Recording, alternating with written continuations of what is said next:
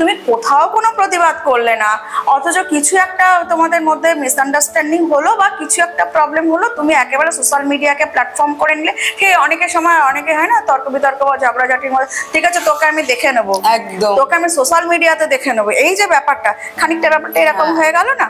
এইবার ব্যাপারটা হচ্ছে তুমি তো একা তাকে ছোট করতে চাইলে, কিন্তু সেই একা ছোট করতে গিয়ে এই যে হাজার হাজার মানুষ তাকে যে ছোট করছে, এটা তো গ্রহণযোগ্য নয়।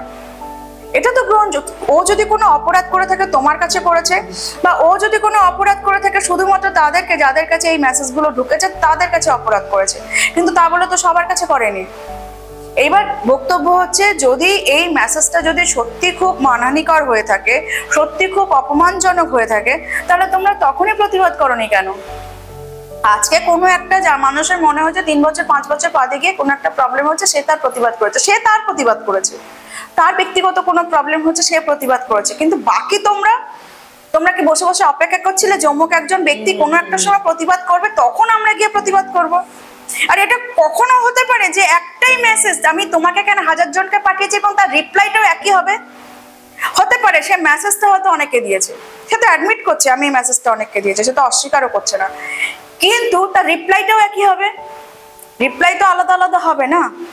এখন তো এআই এর যুগ, কিন্তু যে স্ক্রিনশটটা ঘুরে, আমি ট্রেন্ডিং স্ক্রিনশটই বলছি, যে স্ক্রিনশটটা ঘুরে বেড়াচ্ছে একই মেসেজের একই রিপ্লাই, একই সাল একই সময় একই মাস, তো একটা কিছু একটাকে পেলাম, আর সেটা নিয়ে যেহেতু আমাদেরকে কন্টেন্ট ক্রিয়েট করতে হবে, আর কন্টেন্টের নামে আমাদেরকে একটা মোটামুটি একটা ভিউজ নিতে হবে, আর এই ট্রেন্ডিং এক একটা বিষয় উঠবে, 1 সপ্তাহ 10 দিন চলবে, তারপর অন্য বিষয় চলে আসবে, তারা আবার অন্য ট্রেন্ডিং এ গা ভাসিয়ে দেবে, তাই না?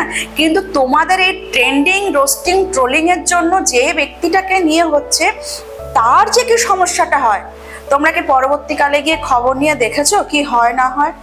যে ব্যক্তি হোক, সাধারণ মানুষ হোক আর বড় কোনো ভিআইপি মানুষই হোক, যে মানুষের ক্ষেত্রে বড় বড় মানুষদের ক্ষেত্রে হচ্ছে না, বড় বড় মানুষদের ক্ষেত্রেও তো হচ্ছে, তো আমরা সাধারণ মানুষ তাই আমরা নিতে পারছি না। সেক্ষেত্রে তাদের তো একটা ইমেজ, তাদের তো ইমেজটাই মেন, তাদের তো রুজি রোজগার ওটা, তাদের ফেসটাই তো রুজি। এই যে কদিন আগে আর একজন সেলিব্রিটির যেটা হয়েছিল, আমি নাম না করেই বলছি, একটা ভিডিও কলিং নিয়ে একেবারে বিশাল কিছু দামামা বেজে গেল। আরে সে কাকে ভিডিও কলিং করবে কি করবে না, বা কার সঙ্গে কি কথা হবে কি হবে না, সে যার সঙ্গে হচ্ছে সে তারা বুঝে নেবে। তোমরা কে প্রতিবাদ করা? তোমরা কে?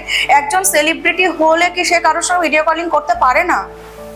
সে কি করতে পারে না? সে তো করতে পারে। এবার তার সঙ্গে কতটা কি কনভারসেশন হচ্ছে না হচ্ছে, আমি আগে কিছু জানলাম না, পরে কিছু জানলাম না, কিছু একটা জিনিস সামনে উঠে আসলো আর সেটা নিয়েই আমরা নাচতে শুরু করে দিলাম, এটা না কোথাও একটা গিয়ে আমার মনে হয় স্টপ হওয়াটা খুব দরকার। এই ট্রেন্ডিং জামানাটাই খুব খারাপ, ট্রেন্ডিং জামানাটাই খুব খারাপ। তো আমি এটা বলবো না যে রিজু ভুল করেনি, রিজু অবশ্যই ভুল করেছে, কারণ কিনা ও অনেক মেয়েকেই বলেছে শাড়িতে তোমায় সুন্দর লাগে। এটা একটা ছেলের কাছ থেকে গ্রহণযোগ্য না, কারণ তুমি একটা ছেলেকে, ভাই তোমার জন্য আইন কানুন নেই দেশে, আর পুরুষের দোষের অন্ত নেই। মেয়েরা সত্যি কথা বলতে কি বিকিনি পরলেও মেয়েদের কোনো অসভ্যতা আমি প্রকাশ পায় না, কিন্তু শাড়িতে সুন্দর বলেছো, এটা সত্যি সত্যি তোমার জন্য অপরাধজনক বিষয়, এটা গৌরিত অপরাধ।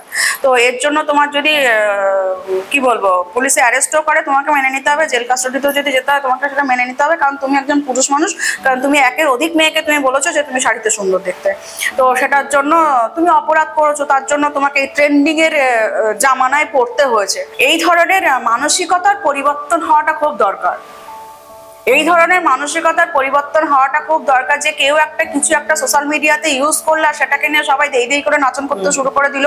খুব আমি তো রিজুকেই রিকোয়েস্ট করব যে ও যদি, আমি তো শুনলাম ও লিগাল স্টেপ নিচ্ছে বা নিতে চলেছে, তো আমাদের কাছে যেটা খবর আছে, তো সেই জায়গা থেকে আমি বলবো প্রত্যেক যারা এই পোস্ট করেছে, যারা, আমি রিজুকে, আমি এখান থেকে তোমাদের এখান থেকে আমি বলছি, রিজুকেই আমি বলছি, যারা কারণ এটা তো আমরা আনঅফিশিয়ালি করবো না, করতে পারি না, তো যারাই তোমার এই স্ক্রিনশটটাকে শেয়ার করেছে তাদের নিজেদের পেজে, তুমি ইমিডিয়েট সেটাকে কালেক্ট করো। এটাও তো একটা ডিফেম, কারণ প্রচুর স্ক্রিনশট আমার চোখেই পড়েছে, প্রচুর স্ক্রিনশট, কারণ কিনা যার সঙ্গে কনভারসেশন হয়েছে তাকেও আমি রিকোয়েস্ট করবো, প্রথম যিনি পোস্ট করেছেন তাকেও রিকোয়েস্ট করবো, এবার যাদের কাছে এটা গিয়ে পৌঁছেছে মানে প্রথম থেকে শেষ পর্যন্ত একদম কনভারসেশনে পুরোটা আপনারা শেয়ার করুন। হ্যাঁ ওটা পাঠিয়েছে। এইবার তারপরে দেখার বিষয় হচ্ছে কোনো টেকনিক্যাল মিস্টেক আছে কিনা, টেকনিক্যাল ফল্ট আছে কিনা ফোনে, সেটাও কিন্তু উঠে আসবে। যদি ঠিকমতো যদি ইনভেস্টিগেশন হয় সেটাও কিন্তু উঠে আসবে যে কোনো টেকনিক্যাল ব্যাপারটা হয়েছে কিনা। কারণ টেকনিক্যাল প্রবলেম না থাকলে কখনোই এটা সম্ভব নয় যে একই মেসেজ এত লোকের কাছে গিয়ে পৌঁছলো। এই জন্য আমি যেটা বললাম যে সবার ইয়েতে প্রোফাইলে দেখছি আমার ডিপি ছবি। আমি যদি এখন বলি যে অঙ্কুশ হাজরার সঙ্গে যে ব্যাপারটা আমার হয়েছিল, আমি যদি সেটারই যদি এখন স্ক্রিনশট যদি বাইরে বের করে দিই, তো সেটা আমি তো একটা ফেম পাবো এবং এটা একটা ট্রেন্ডিং এ চলে যাবে, বিশেষ করে অঙ্কুশ হাজরা।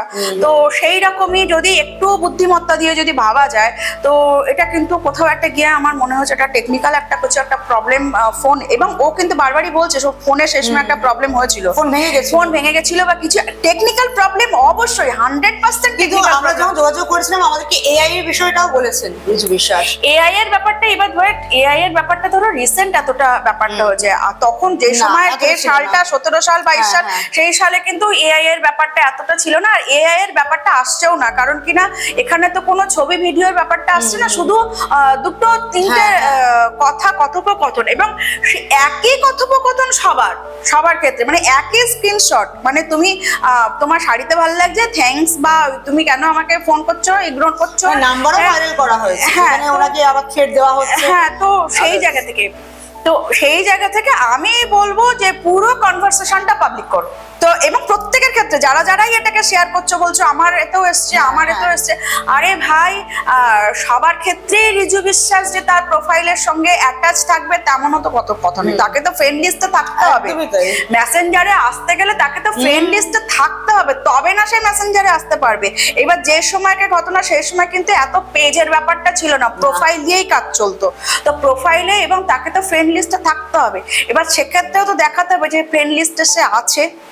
এবার ইনবক্সে তার সঙ্গে মেসেজটা যখন শুরু থেকে শেষ পর্যন্ত আসলে লাস্ট সিন সে রিজুই করুক আর যার প্রোফাইলে গিয়েছে সেই করুক, লাস্ট সিনটা শো করছে সেই পুরো কনভারসেশনটা তোমরা পাবলিক করো। শুধু ওই একটা স্ক্রিনশট, যে স্ক্রিনশটটা ভাইরাল হয়েছে সেই স্ক্রিনশটটা নিয়ে তোমরা নাচানাচি করছো, তা ঠিক আছে। এবং আমি রিজুকে এটা রিকোয়েস্ট করবো, যেহেতু ও লিগাল স্টেপ নিতে চলেছে, তো তোমাকে আমি রিকোয়েস্ট করবো তুমি প্রত্যেকের প্রোফাইল এবং আইডি পুরোটাকে একসঙ্গে কালেক্ট করো। আমি এখান থেকেই তোমাকে বলছি, তুমি পুরোটাকেই কালেক্ট করো। আর এটা যদি ডিফেম করা হয়ে থাকে, একটা মেয়েকে যদি তুমি যদি শাড়িতে সুন্দর এটা বলে যদি তুমি যদি গর্হিত কোনো অপরাধ করে থাকো, এই এত হাজারে হাজারে লক্ষ জন মানুষ যারা তোমাকে নিয়ে মানে এই জিনিসটা করে দিল আর কি, এই ফেমটা তোমাকে যেটা ডিফেম করলো সেটাও তো অপরাধ।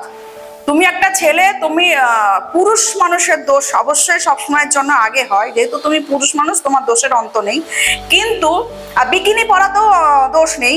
কিন্তু ঘটনা হচ্ছে শাড়িতে সুন্দর বলাটা অবশ্যই একটা অপরাধ, তুমি অপরাধ করেছো, কিন্তু এই যুদ্ধটা তুমি সহজে ছেড়ে দিও না। অ্যাটলিস্ট আমি তো তোমার পাশে আছি, আর আমার মতো যদি যারা আমার মতো মানসিকতার অবশ্যই তোমাকে সাপোর্ট দেবে। তো সেই জায়গা থেকে তুমি ওইগুলো কালেক্ট করো, এখান থেকে আমি বলে দিচ্ছি। আর যদি স্টেপ নিতে হয় তুমি একা কেন করবে, তুমি তো একা কাউকে অপমান করলে তা তো নয়। তো সেই জায়গা থেকে তোমাকেও তো অপমান করা হলো, এবং যেখানে সবাই এই মুহূর্তে কম বেশি সবাই জানে তার মা অসুস্থ, বা কম বেশি এটাও সবাই জানে যে ব্যক্তিগত জীবনে তার প্রবলেম চলছে। তো একটা মানুষ ব্যক্তিগত জীবনে এতটা অসহনীয় পরিবেশের মধ্যে থাকার পরেও যখন মানুষের মধ্যে এইটুকু মানবিকতা যদি না থাকে, ও বা মানবিকতা দেখাতে যাবে কেন? তাও তো অ্যাডমিট করছে যে হ্যাঁ আমি এটা বলেছি, এটা বলার মধ্যে তো কোনো অপরাধ নেই। গোটাটার মধ্যে রিজু কিন্তু ষড়যন্ত্রের গন্ধ পাচ্ছেন, যে ডেফিনেটলি কিছু, হ্যাঁ বলা যাচ্ছে না, ডেফিনেটলি কিছু তো প্রবলেম একটা আছেই। যে বা যিনি ব্যাপারটাকে সামনে নিয়ে এসছেন অবশ্যই তার সঙ্গে তার ব্যক্তিগত কিছু একটা প্রবলেম তো হয়েছেই। একেবারে তো আজ 2-3 বছর বা 5-7 বছর আগের বিষয়টা, কারণ সাল আর টাইম মাসগুলো দেখলে তো বোঝাই যাচ্ছে যে কবে কখনকার ব্যাপার, একদিনের ব্যাপারটা না। এবং এমন না যে একদম লং টাইম ধরে চ্যাট হয়েছে, আবার অনেকটা লং টাইম ধরে চ্যাট হয়েছে, আবার ব্যাপারটা তা না, একটা মেসেজের পরে একটা লং টাইম গিয়েছে, তারপরে হয়তো আরেকটা মেসেজ, সেটা তো হতেই পারে। তাও যদি হয়, আমি ব্যক্তিগতভাবে আমার কথাই বলতে পারি, আমি ইনবক্সে থাকি না, মানে মেসেঞ্জারে আমি কারো মেসেঞ্জারেই আমি ঢুকি না, আমি কারো মেসেঞ্জার দেখিও না, আর কারো মেসেঞ্জারে আমি রিপ্লাইও করি না। যদি কারোর সঙ্গে তার আগে আমার যদি কোনো কথা হয়ে থাকে, সে যদি আমাকে ইনফর্ম করে যে ম্যাডাম আপনাকে আমি মেসেজ করেছি, সেক্ষেত্রে শুধুমাত্র তার নামটা দেখে আমি তার হয়তো মেসেজটা আমি খুলি। তো সেক্ষেত্রে তারা যদি এতটা ভালো হয়ে থাকে, তোমরা চ্যাট করেছো কেন?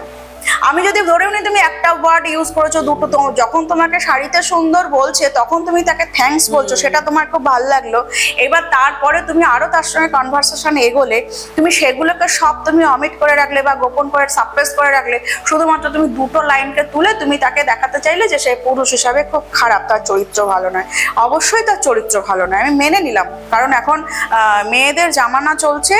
আমি যদিও বা জানি না, আমি কাদের কি জানি না, আমি একটু বলতে গেলে আবার অন্য বিষয় চলে যাবে, আমি সেটার দিকে তর্ক বিতর্কে যেতে চাইছি না। এখন মেয়েদের জামানা চলছে, মেয়েরা এখন যেটাই বলবে সেটাই শিরোধার্য। তো সেই জায়গা থেকে পুরো কনভারসেশনটা পাবলিক হোক, আমরা পাবলিক থেকেই দেখতে চাইছি পুরো কনভারসেশনটা পাবলিক হোক, শুধু যিনি প্রকাশ করেছেন তিনি না, আর বাকি যারা যারা বলছেন যে আমাদের মেসেজেও এসছে একই জিনিস, তারাও পুরো কনভারসেশনটা পাবলিক হোক, যেখানে শেষে গিয়ে শো করে যে আমরা সিন করছি কি করছি না।